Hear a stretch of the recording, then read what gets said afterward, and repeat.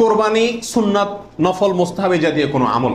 কয়দিন পর্যন্ত কোরবানি করা যায়, কোন সময় থেকে কোরবানি করা যাবে, কোন কোন পশু দিয়ে কোরবানি করা যাবে, পশুর বয়স কত হতে হবে, কত বছর বয়স হলে আপনি সেই পশু দিয়ে কি করতে পারবেন, কোরবানি দিতে পারবেন। এর উত্তর হলো, ত্রুটিযুক্ত পশু দিয়া কোরবানি দিলে কি কোরবানি হবে?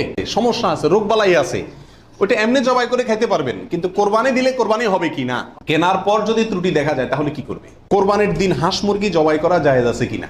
কোরবানির পশু কেনার পরে এবং জবাই করার পরে পশুর সঙ্গে সেলফি তুলে এটা ফেসবুকে দেওয়া যাবে কিনা? ভাগে কোরবানি দেওয়া যাবে কিনা?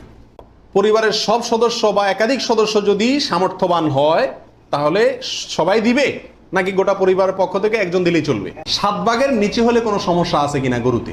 অমুকের নামে কোরবানি দেওয়া, তমুকের নামে কোরবানি দেওয়া, 7 নামে, 3 নামে, 5 নামে, এরকম একটা কথা সমাজে প্রচলিত আছে। এই কথাটা বলাটা সঠিক কি?